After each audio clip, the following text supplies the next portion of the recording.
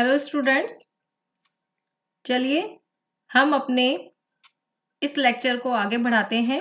Half wave rectifier हमने पढ़ रहे हैं, जिसका कि पार्ट फर्स्ट में हमने काफ़ी सारी चीज़ें पढ़ी। उसका एक बार रिव्यू कर लेते हैं। उसमें हमने रेक्टिफायर और रेक्टिफिकेशन पढ़ा, हाफ वेव रेक्टिफायर की वर्किंग पढ़ी कि वो किस तरीके से वर्क करता है, average value of pulsating current, voltage की जो वैल्यू हमें मिलेगी वो हमने पढ़ा, आरएमएस वैल्यूज पढ़ी और एफिशिएंसी ऑफ ए रेक्टिफायर पढ़ा। ठीक है, हमारा जो पिछला लेक्चर था वो हमने इन्हीं पॉइंट्स को लेते हुए किया था। अब हम आगे उसको पढ़ेंगे। चलिए शुरुआत करते हैं हम चौथी प्रॉपर्टी रिपल फैक्टर से।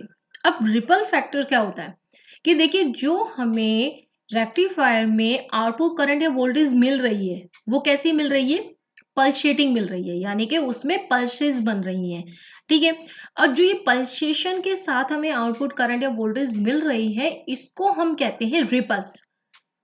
ठीक है, और इसको निकालने का तरीका कैसा है कि अगर हम ratio of effective value of ripples की अल्टरनेटिव कंपोनेंट, ठीक है, in output current and voltage to the direct current, direct component जो है उससे रेशो करें, यानी R is equal to I A C upon I D C, तो वो कहलाएगा रिपल फैक्टर। ठीक है, कंफ्यूज होने की जरूरत नहीं है। एफिशिएंसी जब हमने निकाली थी तो P D C upon P A C किया था, क्योंकि आउटपुट में क्या है हमारे पास डीसी है, इनपुट में एसी है, इसलिए हमने एफिशिएंसी के समय पर हमने डीसी को ऊपर लिया था, एसी को नीचे लिया था। अब की बार हम क्या कर रहे हैं कि जो रिपल फैक्टर है उसमें हम उन पल्सेशन का जो पोर्शन है उसको निकालने के लिए हम अब की बार क्या कर रहे हैं कि जैसे डायरेक्ट जो पोर्शन होगा उसके कंपैरेटिव आईडीसी का फैक्टर कितना है उसको हम रिपल फैक्टर के थ्रू निकालते हैं। ठीक है, अब हमें पता है कि total power of in load जो कि है वो है I R M S square upon R L, total load है ये हमारे पास। तो इसमें क्या है कि जो टोटल हमें पावर मिल रही है उसमें एसी कंपोनेंट भी होगा और डीसी कंपोनेंट भी होगा, दोनों ही चीजें होंगी जो पावर हमें लोड पे प्राप्त हो रही है। ठीक है, यानी कि P D C plus P A C एक तरीके से।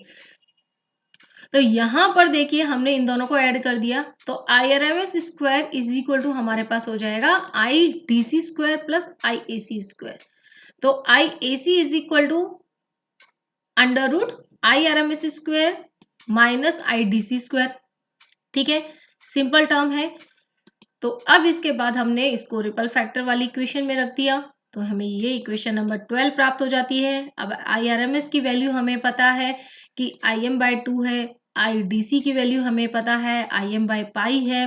दोनों वैल्यूज को जब हम इक्वेशन नंबर 12 में रखते हैं तो हमें रिपल फैक्टर मिलता है 121%, यानी 121 121% कि जो हाफ वेव रेक्टिफायर है उसमें एसी कंपोनेंट जो है वो डीसी कंपोनेंट के कंपैरेटिव बहुत ज्यादा है, जिसकी वजह से हम ये कहेंगे कि जो हाफ वेव रेक्टिफायर है is not a good device. अब इसको हम काम कैसे करवाएंगे, यूजिंग फिल्टर सर्किट्स, यानी कि अगर हम बिना फिल्टर सर्किट्स के इसको यूज कर रहे हैं तो ये बिल्कुल भी अच्छी डिवाइस नहीं है, हम इसको फिल्टर सर्किट्स के द्वारा यूज करेंगे। ठीक है, अब फिल्टर सर्किट हम आगे पढ़ेंगे। इसके बाद है वोल्टेज रेगुलेशन कि वोल्टेज यानी कि वोल्टता नियमन। अब वोल्टता नियमन क्या है कि जो हमने ईडीसी निकाला था इक्वेशन नंबर 4 में पिछले लेक्चर में, तो उसमें हमने ये देखा था कि ईडीसी जो है वो आरएल और आईडीसी दोनों पे डिपेंड करता है। ठीक है, तो जैसे जैसे आईडीसी की वैल्यू में वेरिएशन होंगे वैसे वैसे ईडीसी की वैल्यू में भी वेरिएशन होते चले जाते हैं, यानी जो ये आउटपुट वोल्टेज है वो किस पर डिपेंड कर रही है, इनपुट लोड करंट पर। ठीक है, तो अगर इन वेरिएशंस को हम कांस्टेंट कर सकें तो उसको हम क्या कहते हैं, रेगुलेशन करना, नियमन करना। तो अब इस वोल्टेज रेगुलेशन, अब वेरिएशन जो है इनके बीच में, उनको हम वोल्टेज रेगुलेशन के द्वारा निकालते हैं। इसके लिए फॉर्मूला क्या है कि यहां पर देखिए, आपको इस फॉर्मूले से समझ में आ जाएगा कि वोल्टेज रेगुलेशन जो है वो क्या है, रेशो है। ऊपर हमने लिया है एक कंपैरेटिव प्रोपोर्शनेट चेंज, किसमें, no load condition compare to the full load.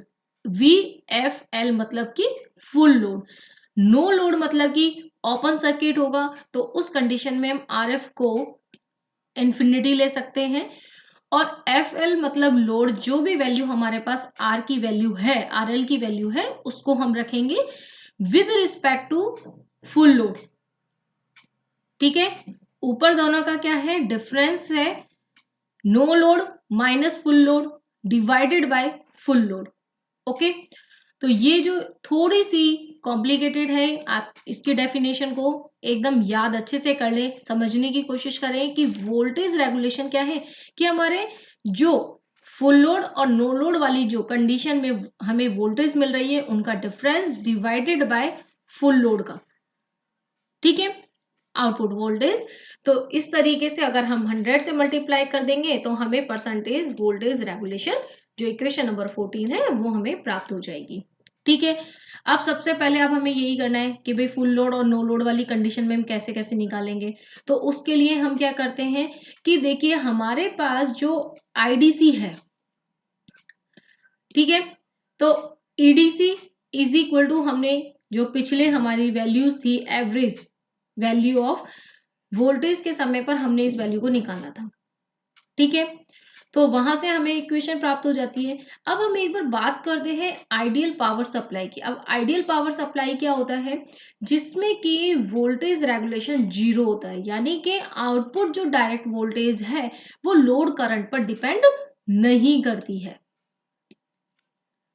ठीक है, voltage output direct voltage does not depends on the load current. तो वोल्टेज रेगुलेशन की जो वैल्यू है वो 0 हो जाती है। अब हमारे इस डेरिवेशन में हम क्या करेंगे, ईडीसी की वैल्यू हमने यहाँ पर निकाल ली।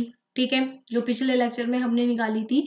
तो यहां से हमारे पास ईडीसी इज इक्वल टू इस तरीके से EM by pi minus IDCR मिल जाता है। अगर हम इस इक्वेशन को देखें तो हमारे पास ये जो है एक तरीके से, एक तो सरल रेखा का समीकरण आ जाता है। दूसरा, अगर हम इस हाफ वेव रेक्टिफायर को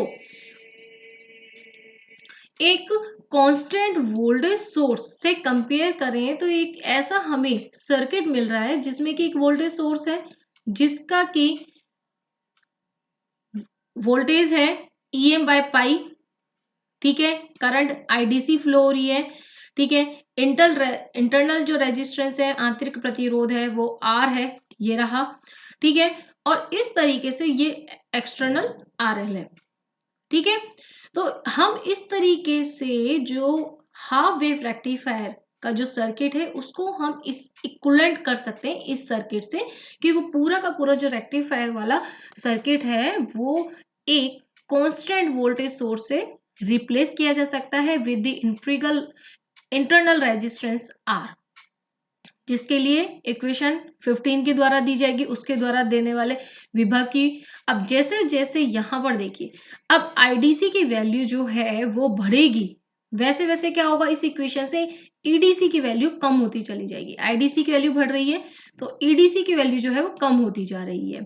ठीक है, तो अब हमारे पास फर्स्ट कंडीशन थी नो लोड वाली, तो RL is equal to infinity अगर हम लेते हैं तो इस कंडीशन में हमारे पास क्या होगा, ओपन सर्किट है, तो EDC is equal to EM by, अगर हम इन पॉइंट्स को ओपन कर दें, कोई नहीं है, तो इन पॉइंट्स के बीच में जो हमारे पास वोल्टेज होगी वो ऑब्वियस है, इसी के ही जो पोटेंशियल है उसके बराबर होगी, जो कि है EM बाय पाई के बराबर। अब VR की वैल्यू निकालते हैं। नो लोड वाली कंडीशन में हमने यहाँ पर देख लिया, तो यहाँ से हमने वैल्यू रख दी। ठीक है, ये लोड वाली कंडीशन है जो कि इक्वेशन नंबर 15 से हमने रखी है। फुल लोड जो भी हम यूज कर रहे हैं, ठीक है। तो यहां से देखिए कि जैसे जैसे अब हमारे पास यहां पर इसको हमने सॉल्व किया, EM by pi, EM by cancel हो जाएंगे, IDCR अपॉन में दिस, ठीक है। अब यहां से हमें पता है कि EM अपॉन पाई जो हमने IDC की वैल्यू निकाली थी पिछले लेक्चर में, तो IDC की वैल्यू हमारे पास इस तरीके से थी EM upon pi R plus RL। तो वहां से हमने EM अपॉन पाई को IDC की फॉर्म में रख दिया।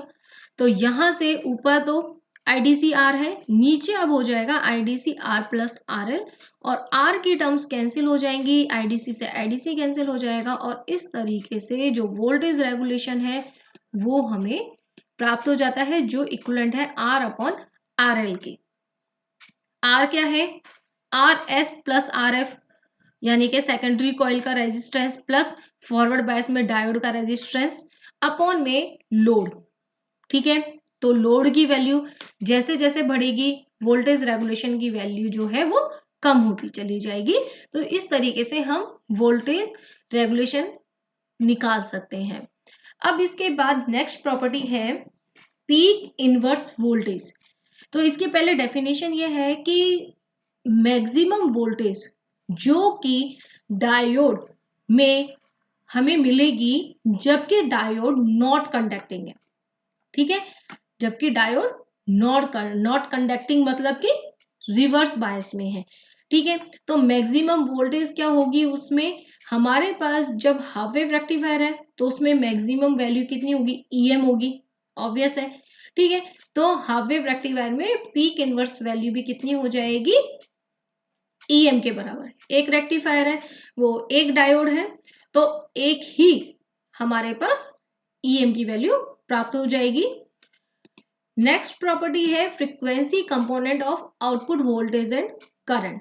अब फ्रीक्वेंसी कंपोनेंट को निकालने के लिए हम यूज करते हैं फोरियर एनालिसिस, यानी कि फोरियर के द्वारा दिया गया जो था इक्वेशन थ्योरम, उसको हम यूज करेंगे। तो अब फोरियर के द्वारा जो इक्वेशन थ्योरम दी गई उसके according I is equal to, अगर हम अल्टरनेटिंग करंट यूज कर रहे हैं, क्योंकि अब देखिए यहां पर हमें फ्रीक्वेंसी कंपोनेंट निकालने की जरूरत क्यों पड़ी, क्योंकि इनपुट में हम अल्टरनेटिंग करंट दे रहे हैं, ठीक है।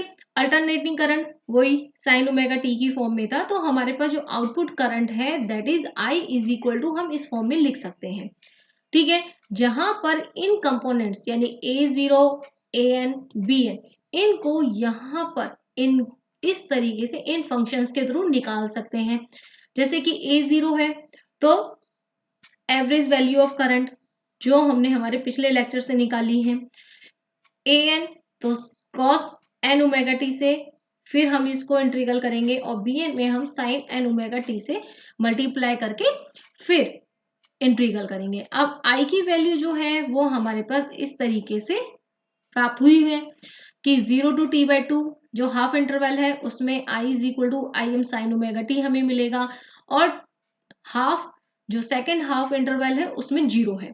तो देखिए यहाँ पर जो इसकी ये अल्टरनेटिंग जो प्रॉपर्टी है उसकी ही फ्रीक्वेंसी कंपोनेंट को हम यहाँ निकालना चाहते हैं। तो अब इन वैल्यूज को यूज करते हुए I की वैल्यू को रख करके हम A0 AN और BN तीनों की वैल्यूज हमने निकाली। A0 तो हमें एवरेज मिला, तो IM अपन में पाई हो गया। BN की वैल्यू जो है वो इस तरीके से मिलेंगी कि n is not equal to 0 होना चाहिए पहली चीज तो, और इवन नंबर होना चाहिए। तो इवन नंबर में हम इस तरीके से निकालेंगे, और ऑड नंबर पर ये 0 होगा। वहीं BN की वैल्यू जो है वो केवल A की वैल्यू पर यानी n इज इक्वल टू 1 पर ही IM/2 मिलेगी, अदरवाइज इसकी वैल्यू 0 हो जाएंगी, ठीक है। तो अब हम इनको रख करके फिर पल्सेटिंग जो आउटपुट करंट है उसके लिए जो फोरियर सीरीज का अभी पिछले हमने जो इक्वेशन में लिखा था, तो वहां से जब हम इसमें n की वैल्यूज रखते हुए इसको आगे लिखते हैं, तो फर्स्ट टर्म तो IM अपन में पाई हो गई A0, फिर A1 n is equal to 1, तो n इज इक्वल टू 1 क्या है, ऑड नंबर है, तो ये तो 0 हो जाएगा, AN वाली टर्म नहीं आएगी। BN में Im/2, तो ये सेकेंड टर्म में देखिए sine n is equal to 1 है तो ओमेगा टी। अब देखिए इसके बाद जो टर्म्स है उसमें केवल कॉस वाली टर्म आएगी, वो भी इवन नंबर पे, तो 2 ओमेगा टी, 4 ओमेगा टी, आगे ये वैल्यूज चलती जाएंगी। अब जो फर्स्ट टर्म है वो उसकी एवरेज वैल्यू को बताता है, सेकेंड टर्म जो है उसमें अल्टरनेटिव जो value Im/2 sign omega T, ये अल्टरनेटिव करंट ही है, बस इसकी जो पीक वैल्यू है वो चेंज हो चुकी है, Im/2 हो चुकी है, ठीक है ना भाई। हमारे पास I इज इक्वल टू था Im साइन ओमेगा टी, इसी वैल्यू में अगर बाय 2 हमने ऐड कर दिया तो हमें सेकेंड टर्म मिल रही है, इसका मतलब सेकेंड टर्म जो है वो हमारी अप्लाइड इंटरनल अल्टरनेटिंग करंट को ही रिप्रेजेंट कर रही है with the peak value of Im/2, और जो बाकी के टर्म्स है वो सेकेंड फोर्थ यानी हार्मोनिक्स को रिप्रेजेंट कर रही हैं। तो अब हमारी इस लेक्चर के साथ हाफ वेव रेक्टिफायर की जितनी भी प्रॉपर्टीज हैं वो कंप्लीट हो जाती हैं। तो आप इसको एक बार जरूर पढ़ें, अपने हाथ से सारी वैल्यूज को निकालने की कोशिश करें, सिंपल डेरिवेशन है, एक बार आप करेंगे आपको डेफिनेटली समझ में आ जाएगा। तो अब नेक्स्ट लेक्चर्स में हम फुल वेव रेक्टिफायर पढ़ने वाले हैं, जो कि लगभग इसी की तरह सिमिलर चीजें हम उसमें निकालेंगे, तो आई थिंक आपको उसको समझने में प्रॉब्लम नहीं होगी। So thank you.